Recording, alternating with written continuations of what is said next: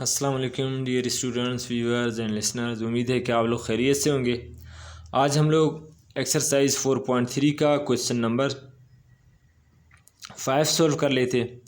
Question number 5 का statement हमारे पास इस तरह से गिवन है कि Ray Jalil purchase 3 old cars for Rs 8 lakh।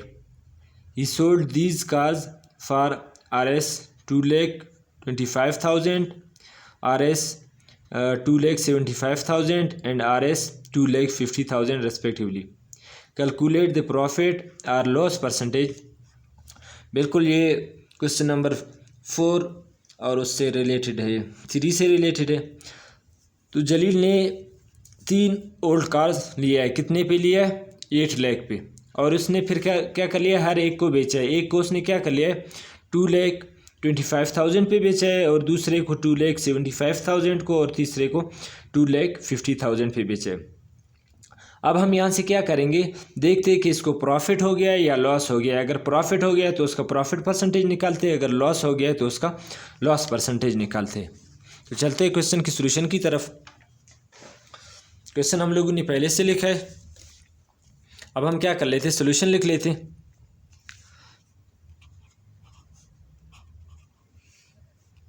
Solution लिखते हैं यहाँ से। सबसे पहले हम क्या कर लेते हैं? कॉस्ट प्राइस निकालते हैं।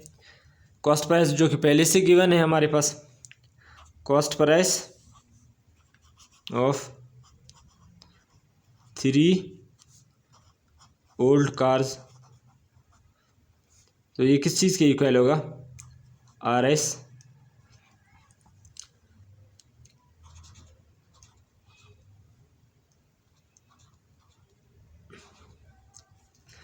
किस चीज़ की गिवन है हमारे पास, जो कि पहले से स्टेटमेंट में गिवन था कि कॉस्ट प्राइस इतना है, 8 लाख है 3 ओल्ड कार के। अब हम देखते हैं कि selling price, total selling price 3 old cars का कितना होगा? Selling price of 3 old cars Rs। पहला उसने कार कितने पे बेचा था? 2,25,000।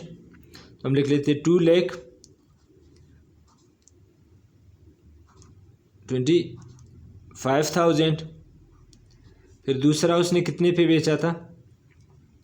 2,75,000। और तीसरा उसने कितने पे बेचा था? तीसरा उसने 2,50,000 पे बेचा है। 2,50,000। अगर हम इन सब को सम कर लें तो selling price of 3 old cars, ये आ जाएगा हमारे पास Rs। अगर हम क्या कर लें? इन तीनों को सम कर लें। देखो पहला क्या हमारे पास? 2,25,000, 2,75,000, 2,50,000। तो इन सब को अगर हम सम कर लें, ये आ जाएगा हमारे पास 7,50,000।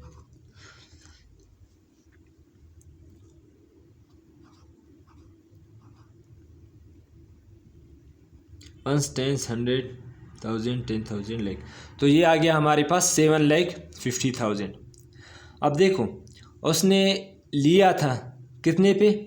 8 लाख पे, और बेचा है 3 कार्स को उसने कितने पे? 7,50,000 पे। तो इट्स मीन इसको क्या हो गया है? 50,000 लॉस हो गया है। अब हम क्या कर लेते हैं इसका? अब जाहिर सी बात है, बेच लिया उसने कितने पे? 8 लाख पे, और बेचा है 7,50,000 पे। तो जाहिर सी बात है इसको क्या हो गया? लॉस हो गया। तो हम यहाँ से इसका पहले लॉस निकालते हैं। तो लॉस का जो फार्मूला है हमारे पास, लॉस इक्वल है cost price minus selling price. तो लॉस आ जाएगा हमारे पास, कॉस्ट प्राइस उसका कितना था? Rs 8 लाख था, फिर माइनस लॉस इसका कितना है? सॉरी, सेलिंग प्राइस कितना है? 7,50,000 पे।